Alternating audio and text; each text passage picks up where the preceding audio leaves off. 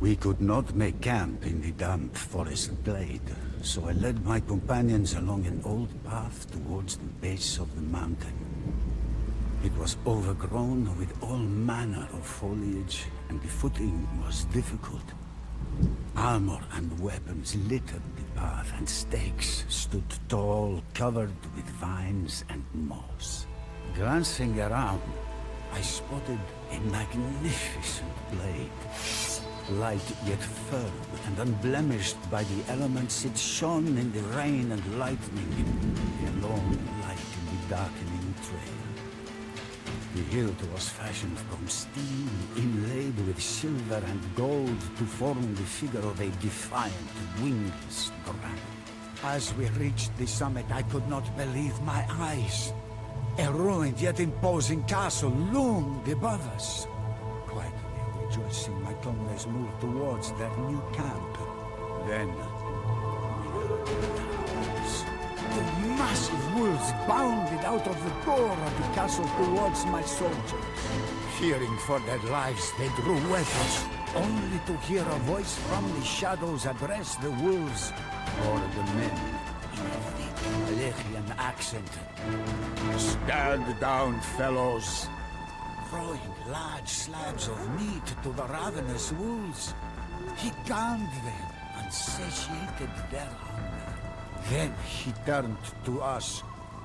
"Welcome to Polianari Castle, the ancient stronghold of the Draculesti." The mysterious man raised his hands in a gesture of welcome. "It is well that your path has led you here. Come inside, sit by the fire and feast, while I tell you the tale of Vlad Dracula." I stepped forth, holding out the mysterious sword and scabbard for our host to inspect. "The Order of the Dragon," he said at once. "What you have just brought me is the lost blade of Vlad Dracula himself." I was shocked and immediately demanded an explanation. Our host's eyes flashed, and there was a strange look on his face. Finally, the rush of memories seemed to slow and become more controlled. That is a long story. But then again, we have a long time until dawn. Dracula sought refuge at the Moldavian court. There, he learned that Vladislav II had begun to mediate peace talks between the Ottomans and Hungarians, securing his position as voivode of Wallachia. Furious, Dracula swore vengeance on Ottoman's Wallachian boyars and Danish clansmen alike. Dracula knew that he needed to enlist the aid of the Hungarians against Vladislav II, whose policies favored the Ottomans. He also remembered his education under the crusading Order of the Dragon and wanted to honor his vows. The Order was a powerful ally, and their Crusader knights would serve Dracula well against his enemies. As he paced the streets of the Moldavian capital, Dracula mused over his plan to reclaim his kingdom. As the mysterious old man paused, I rose up to take another slab of venison. The old man stared into the fire, watching the flames dance as if they were soldiers involved in a raging battle. His eyes flashed again as a thought entered his mind, and he grasped the majestic old sword. Meanwhile, Sultan Mehmed II had ascended to the Ottoman throne. Dracula loathed Mehmed from their time in Edirne, and he knew that the Turks would be a thorn in his side for years to come. In 1453 they had conquered Constantinople, but they were presently occupied with campaigns in Greece and Serbia. Bogdan II, Dracula's cousin and the new voivode of Moldavia had heard of his kinsman's plight and offered his help.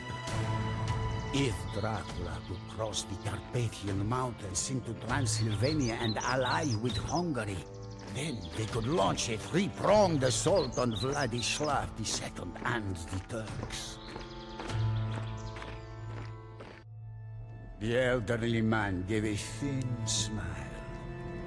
Tenacity of mind can compensate for other disadvantages. As Dracula slaughtered untold numbers of enemy troops, the large circle of impaled men outside Dargovista grew to awe and disgust travelers for weeks to come. Dracula owned Wallachia once more, but it was not the land his forebears knew. Barren from endless wars, it was rife with corruption, crime, and poverty. Aghast, I asked my host how Dracula managed to reform a ruined shell of a country so quickly. Grinning, the light flashed across the old man's eye again. Dracula despised dishonesty and crime, and sought to eliminate it. He knew that Wallachia had to become strong enough to face its enemies, and soon. And so, his reforms began. The punishment for all offenses was death, for Dracula needed to make an example of criminals.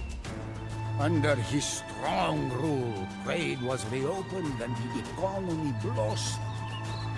Proud of his achievement, Dracula placed a golden cup in the central square of Dargonista. The cup was never once touched throughout his life. I was shocked.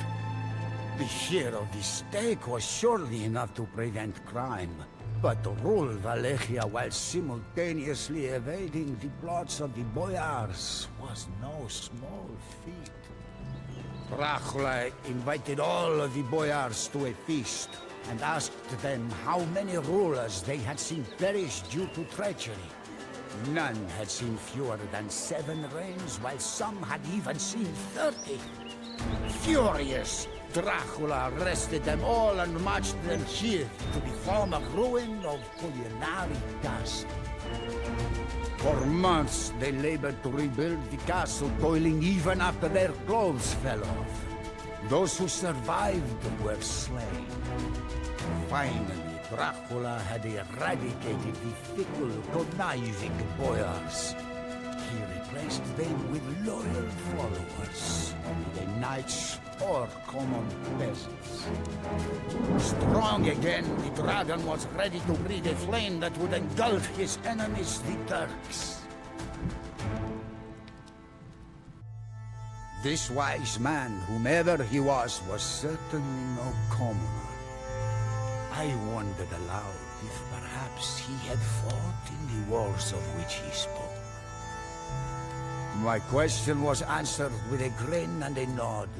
I was awed to encounter a soldier who has survived those years of turmoil and bloody warfare was rare.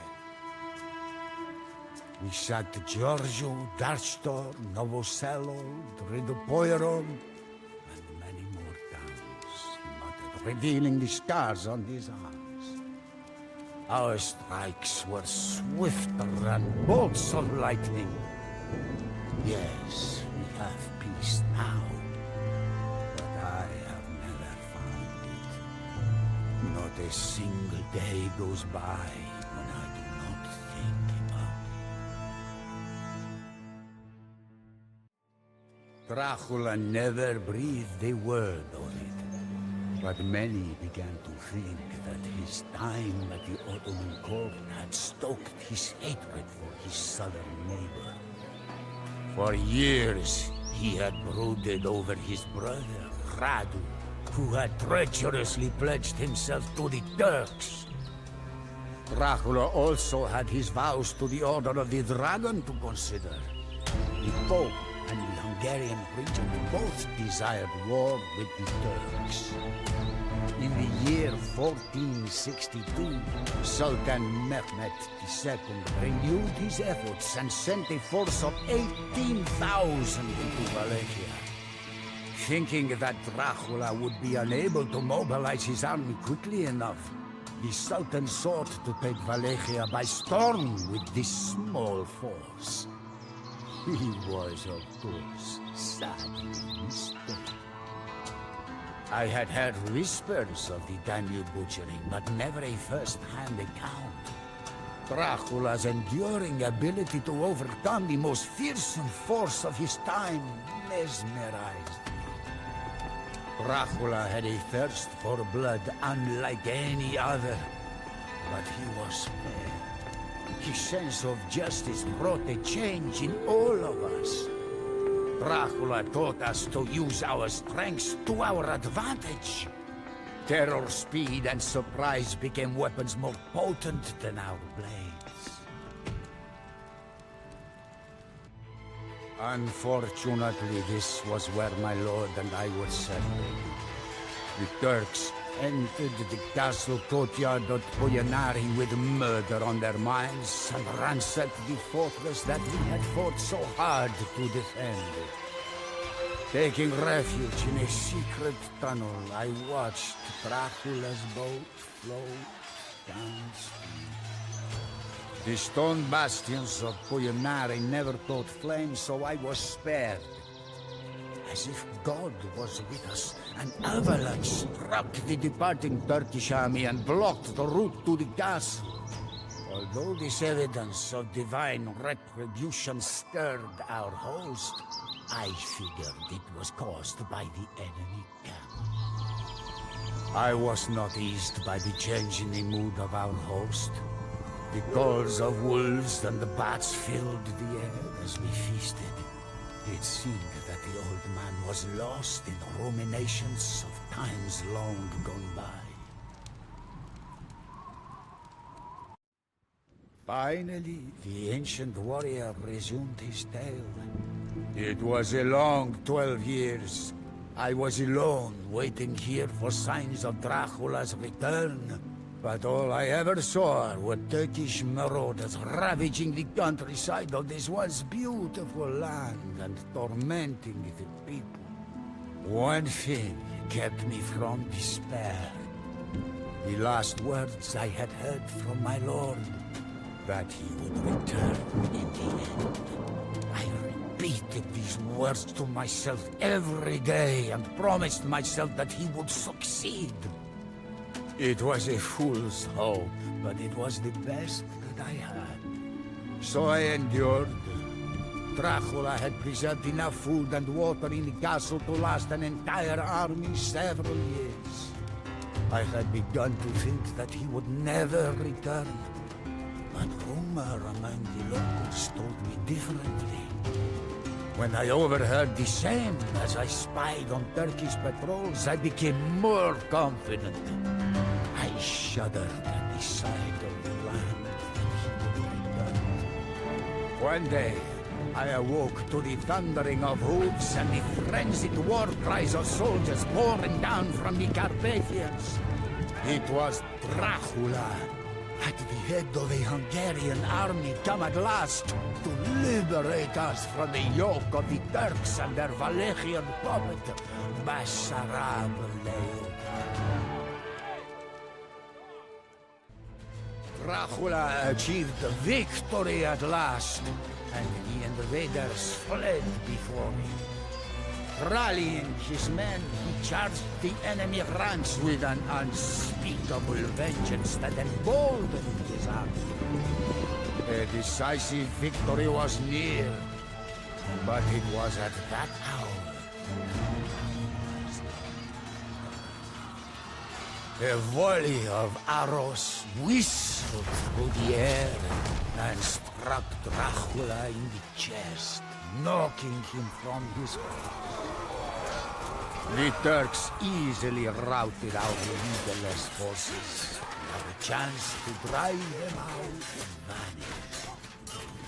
The occupation resumed, survivor's despair.